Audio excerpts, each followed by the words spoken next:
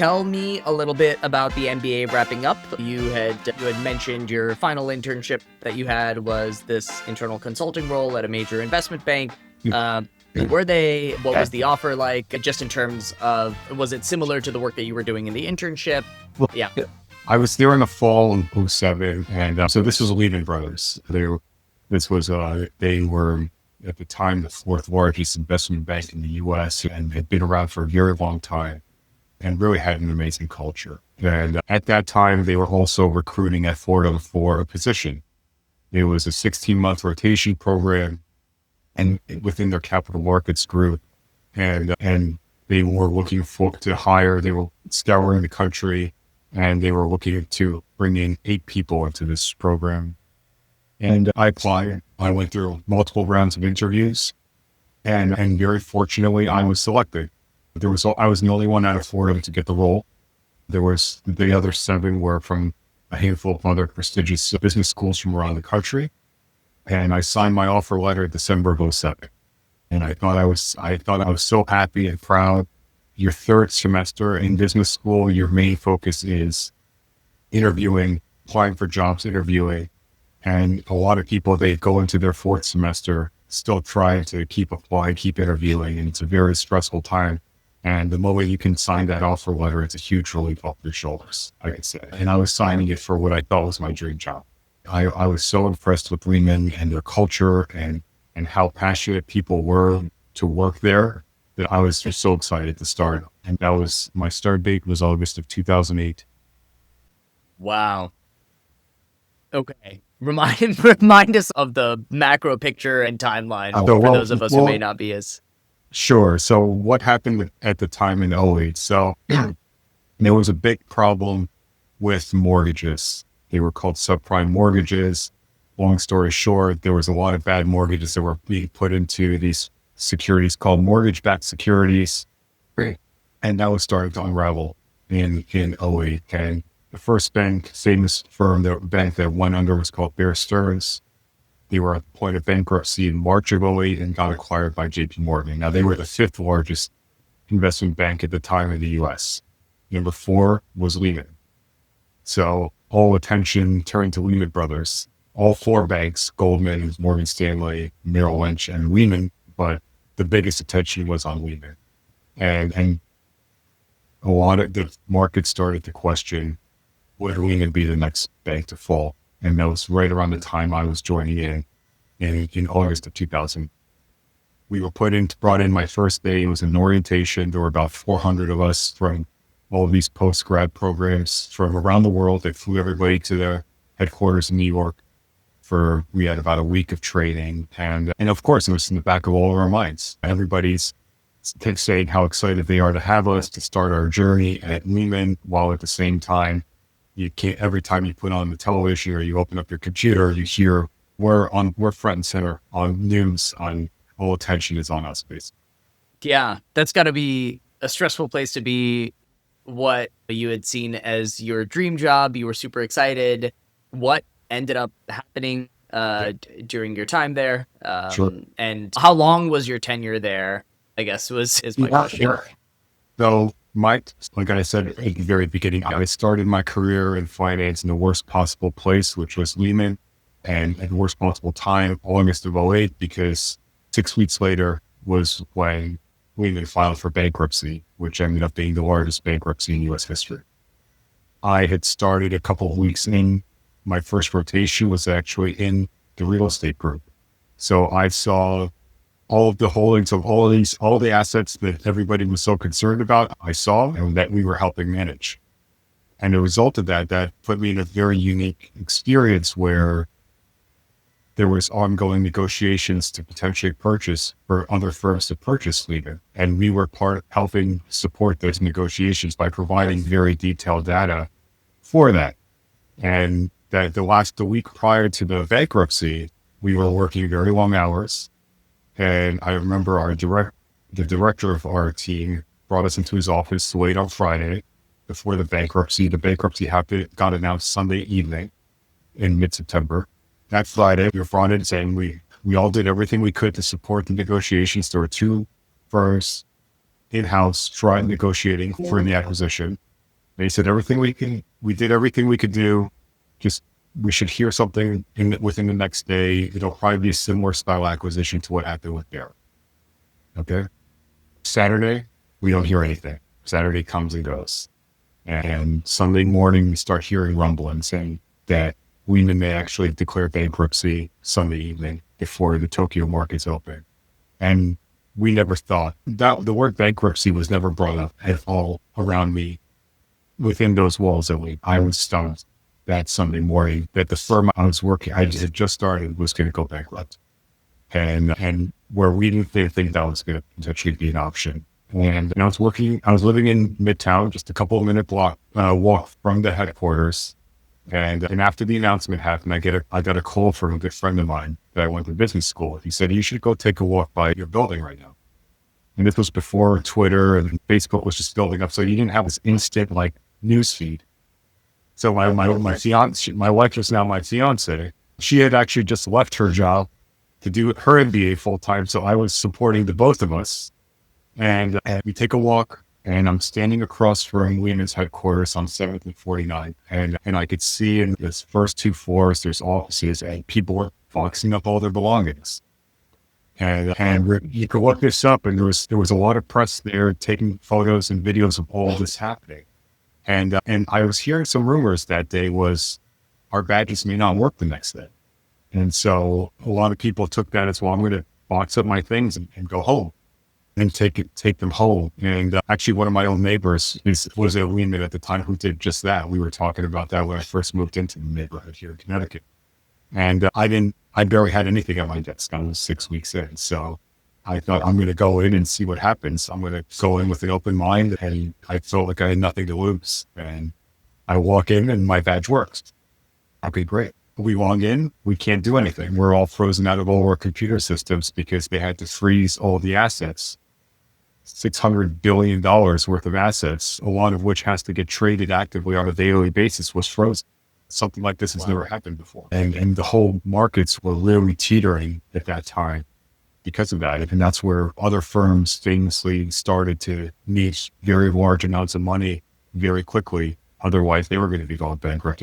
There's a number of very large, notable firms that nearly went bankrupt that got acquired or received a large amount of assistance to survive. And This is like TARP and stuff. Yep, exactly. So there was a lot of that. And then, so I would come and go my first week.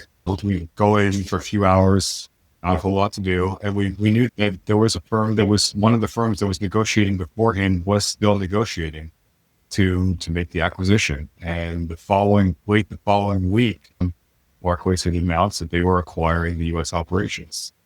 And so fortunately, I never missed a paycheck. My badge always worked. And I became an employee of Barclays, who had purchased Lehman Brothers in late September. That is such a roller coaster. What ended up happening was that I applied to be a resident director for semester at sea. That was going to be a temporary role. It was only for a semester, but it had been a dream of mine to work on a ship and to work for a semester at sea and travel the world. And so it actually gave me, not only did I see part of the world through that experience and it was amazing, but it also gave me that pause to think about, do I actually want to apply for the role that I left now that it's going to be a full-time role? It was no longer going to be an interim role. So they were going to hold my job that you and I know me as, like the academic program coordinator role. So they were holding that job for me. And I think in the hopes, they were hoping that I would apply for the director position with New Student Services. It was the role at the time. And so I had a lot of, I think, heart to hearts with myself and with my best friend who sailed with me, who I met on the voyage, and really thought, is this the path for me moving forward? And it wasn't. It was very clear to me. And that actually was a pivotal moment because that's what led me to then go into learning and development, which is the latter part of my career that I've continued to do since 2012. Was there a role that was open at the time? Yes. Was learning and development something that you had been thinking about for a while? It's funny because I had actually done learning and development, or L&D, in different aspects of my career within student affairs. It has always been about learning. It has always been about development, coaching, facilitation, right? Like, it wasn't a huge leap. What was different was that this role would have me working directly with staff, quote unquote, the adults versus the college students. And so that was actually a big pivot point for me because, as I mentioned, up until that point, I was always working for the most part with college students. And one of the reasons why I wanted to move into learning and development for the staff was that I saw how much those folks needed help who were supporting the students, right? Like, Yeah. I'm like, oh, I needed someone like who was in L&D to help me with what I was going through in that last interim role. And so I started to think, okay, this will open up a door for me beyond maybe working at Cal, right? There's a lot of learning and development, or L&D, functions in any company, in any organization, not always, but I thought that this would be a door opener for another career pivot. Yeah, absolutely. Yeah. Cool. Tell us about the role. Oh, yeah. Go I ahead. was just about to go there. I was like, what was important too about my decision at the time was that it was a project analyst role within the L&D department within student affairs. And I remember thinking to myself, do I take a lower position versus a director position? So organizationally, pay wise, etc., the director role was better on paper. But knowing where I wanted to go and what I was curious about, it wasn't in alignment. So I'm like, I will take the lower paying job. I will take the quote unquote lower title in order for me to really explore if this is the right path for me. And I'm so glad that I did it 100%. I think that's really important. I find that it's very difficult to make a decision like that. Like, personally speaking, It was and for tough. most Yeah. people that I talk to, like, Yeah. there is this sense that taking a pay cut or title cut or both at the same time is a lack of progress or a setback in itself. Whereas I think what I'm hearing from you and what I'm starting to, I think most people know this literally, right? Like, they can they understand the concept that those things don't necessarily mean you're taking a step back if it's in Right. service of progress you're making in other areas of your life and career. Yep. But I think that's really awesome that you did this. And it's not like you, at this point in time in your career, you were in higher ed, you are like several years out of grad school at that point. How did you look back on it? It was a great idea. Yep. I can't imagine it was like an easy decision to make from like an ego perspective, because we all have egos. And Oh yeah. yeah. I love that you bring that up because it really was, like I said, I had to think long and hard about whether this was something I wanted to pursue. Because you're right, the ego in me, and also just even what I was hearing from other people, they're like, are you sure you want to take a step down into taking an analyst role versus a director position? I just said, my heart and my spirit's calling me to something else. And this feels like the right path for me. I also knew who my boss was going to be, and I knew who my colleague and my teammate was going to be.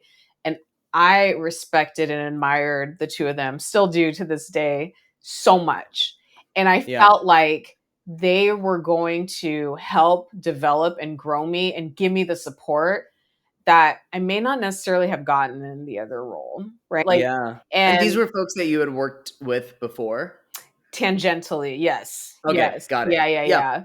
And so that was the other thing too. My soon to be boss, who ended up becoming my boss at the time, said, "Look, it's an analyst role.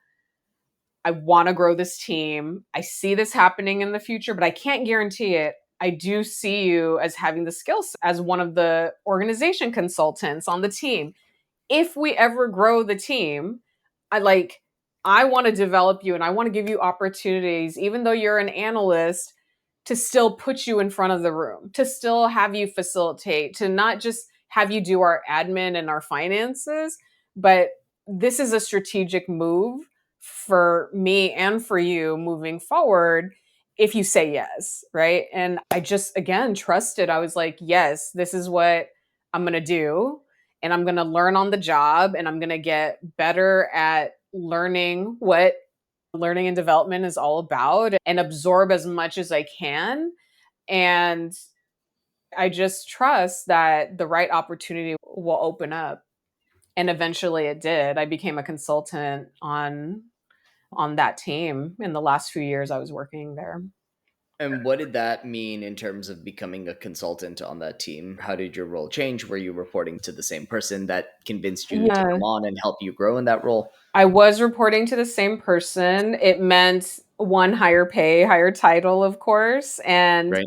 and it also meant that we could hire someone else to do the administrative work, the financial advising, the website design, all of these things that like I could do and I did do them, but that's not my bread and butter. That's not Mm. where I excelled. It's like I ended up excelling in a lot of the other things that like I'm currently doing right now. It's the consulting work, it's the facilitation, it's the program design, it's the influencing leaders, right? That's what I ended up doing more of and focusing on that versus having to juggle both the administrative and So consulting when role. when you were a project analyst, you were doing more of like just admin stuff versus when you were actually a consultant. Like, how did that change? You were actually like leading programs, hiring people to take over the admin stuff that you were doing, talking to leaders more, and Yeah, like actually I doing would say trainings. I was doing, if I had to give a percentage, it was like analyst role was maybe 40 to 50% with the rest doing the consulting role. I just wasn't getting the title for it, right? So Right. again, it was strategic in the sense of let me just do what a normal consultant would do on top of the other things that were expected of me in the analyst role. Gotcha. And so, yeah, that's what ended up happening. And then we were able Yeah. to find an amazing person who took over the analyst role and was with our team the rest of the time that I was there. That's wonderful. Yeah. Tell me about how your time wrapped up at UC Berkeley, and let's talk about what came next. Yeah. What was telling you your season and at Cal was coming to a close, and what were you looking to do? It was twofold. And I think one, at the time, the campus was really struggling financially. So there were some layoffs that were Mm. happening. And us being within L&D, we saw the writing on the wall. We knew that was something that was going to happen. And we knew also that within L&D, that's sometimes the roles that end up going away, right? So that was one thing. The other factor was, again, I was getting curious about what would life be like outside of higher ed doing this work now, doing Yep. learning and development in a corporate space. So I had a former colleague who used to work at Cal who ended up at EA, and she referred me to the role, and one thing led to another, and I ended up getting that job in the midst of uh, my role within L&D at Cal being eliminated, Oh, right? okay. So All it right. was like two factors. One, there was again that curiosity of, could I do this in a corporate space? What would that be like?